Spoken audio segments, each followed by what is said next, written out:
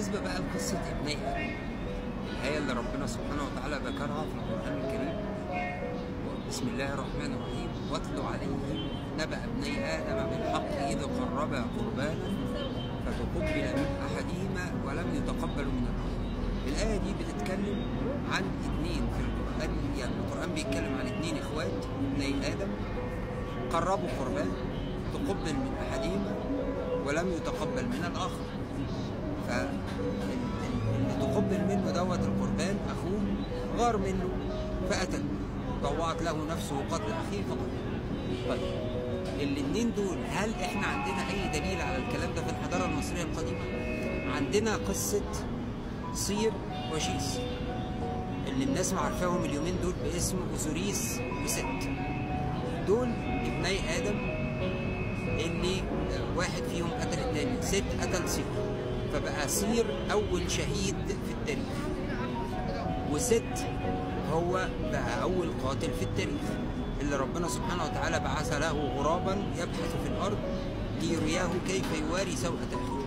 طيب الحضارة المصرية القديمة بتحكي نفس القصة بتاعت اتنين اخوات، واحد فيهم تمام غار من التاني فقتل علشان ياخد الملك منه، علشان ياخد ملك مصر، لأن كانت القصة كلها ملك مصر.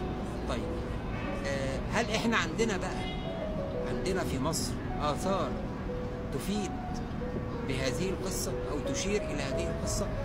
عندنا آثار مهمة جدا جدا جدا في منطقة أبو صير. طبعا احنا اتكلمنا عن صير وقلنا إن اسمه صير، يعني قلنا إن الاسم صير مش أوزير ولا أوزيريس. فطبعا احنا قلنا إن هو اسمه صير ما اسموش أوزير ولا أوزيريس، وقلنا إن التحريف جه في اسمه بسبب إضافة الأو أوف أونر في الأول فبقى أوزير، وإضافة الأي إس في الآخر، دي الإضافات بتاعت اليونانيين فبقى أوزيرس. طيب إنما هو اسمه في الحضارة المصرية صير، اسمه في الحضارة المصرية صير، وبيسبق اسمه أو علامته اللي هي علامة الملك كرسي العرش، تأكيدا إن هو كان له الحق في العرش، إن هو الملك اللي كان له الحق في العرش خلفا لآدم، فحاطين علامته الكرسي اللي هو علامة إيست برضه، بس أو إيزيس مراته. بس هو كان بيسبق اسمه العين دي بتاعت الشهيد علشان يقولوا إنه شهيد، أول شهيد. طيب الراجل ده كمان اتصور عامل إيديه كده، يعني الوضع اللي هم بيقولوا عليه الوضع الأوزيري، لأنه قال لأخوه في القرآن الكريم: لئن بسطت يدك إلي لتقتلني ما أنا بباسط يدي إليك لأقتلك. فعمل كده، حمى نفسه من الخطر. عندنا منطقة اسمها أبو صير، المنطقة ديت باسم، ومش بس المنطقة دي مناطق متعددة بتحمل اسم صير، لأن هو طبعا وفقا للأسطورة المصرية القديمة إن هو جسمه اتقطع لحتت، أخوه قطع جسمه ورمى أشلاءه في حتت كتير لأنه معرفش يعمل فيه. ففي مناطق كتير في مصر اسمها صير، أهمها أو أبو صير أهمها منطقة أبو صير اللي في الجيزة. ليه بقى أهمها منطقة أبو صير؟ المنطقة اسمها أبو صير نسبة إلى صير، وبعدين في حدودها الشمالية في تخوم قرية أبو صير الشمالية بتوجد منطقة اسمها منطقة أبو غراب، ومنطقة أبو غراب ديت فيها أكبر مائدة قرابين يمكن في العالم، معمولة من جرانيت مش موجود في مصر. يعني نوعية الجرانيت اللي معمول منها المائدة دي مش موجود في مصر، يمكن جاي من تركيا أقرب حتة أو حاجة زي كده، ولكن مش موجود في مصر. وفيها كمان بعض موائد القربان الصغيرة، وفيها بقايا هرم قدام مائدة القربان. خدوا بالكم بقى إن مائدة القربان ديت أنا كنت باخد عندها جست وعشان أوريهم المنطقة، وكنا بنعمل حاجة اسمها الفلاور اوف لايف على مائدة القربان دي. يمكن كنا بنطلع ونمدد ننام عليها كده بشكل دائري 20 فرد عشان تتخيلوا ضخامتها قد ايه. وبعدين بقى ايه من الاربع اتجاهات بتاعها، لان هي مدوره من النص ولكن الفريم بتاعها مربع، من الاربع اتجاهات مكتوب كلمه حطب يعني القربان، يعني دي منطقه القربان القديمه، ومفيش حاجه منقوشه، مفيش اي نوع اخر من انواع النقوش. طيب هل صدفه ان المنطقه اسمها ابو صير وفيها مائده قربان وهي منطقه تقدمه القرابين، والمنطقه اللي فيها القربان دي اسمها ابو غراب اللي هي كنية القاتل لما ربنا سبحانه وتعالى بعث له غرابا ليريه كيف يواري سوءة أخيه. كل ده مش صدفة، مش ممكن كل المطابقات دي صدفة.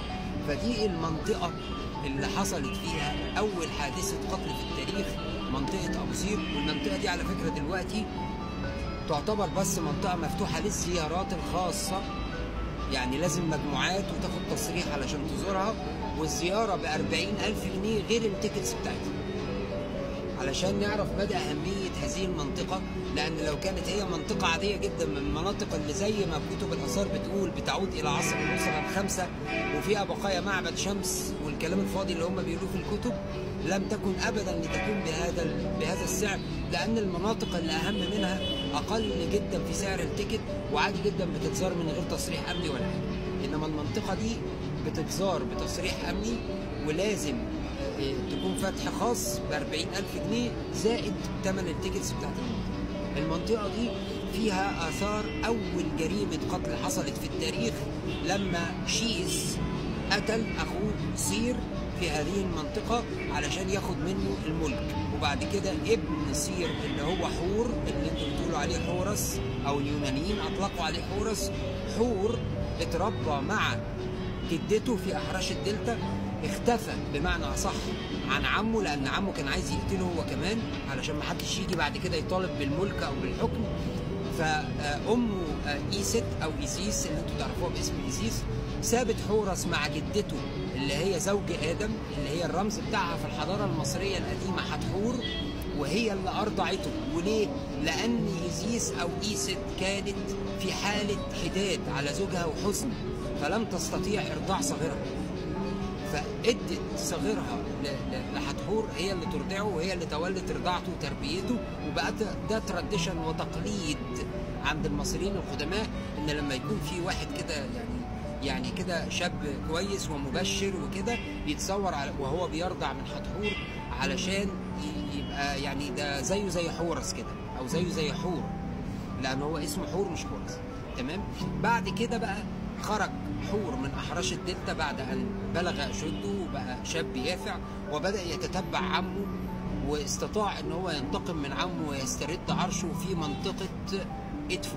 ولذلك معبد حورس بحدتي أو حورس أوف بحدت أو حورس الأدفوي اللي هو حورس المنتقم لأبيه أو حورس الأفنجر كان في هذه المنطقة اللي استطاع فيها حورس أن هو ينتقم لقتل أبيه ويسترد عرشه من عمه ست. فالمكان بتاع القصة دي حصل عندنا في مصر في منطقة أبو سير في الجيزة، وده أكبر دليل على إن آدم سكن مصر. وأول جريمة قتل حصلت ما بين أبنائه الإخوة سير وشيس كانت في مصر.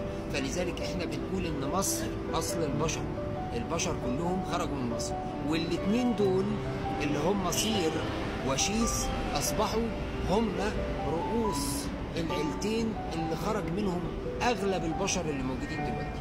يعني مش ممكن يكون في بشري دلوقتي بيرجع نسله لاي حد تاني غير العيلتين دول، اما من عيله حور اللي هو ابن سير او من عيله شيس.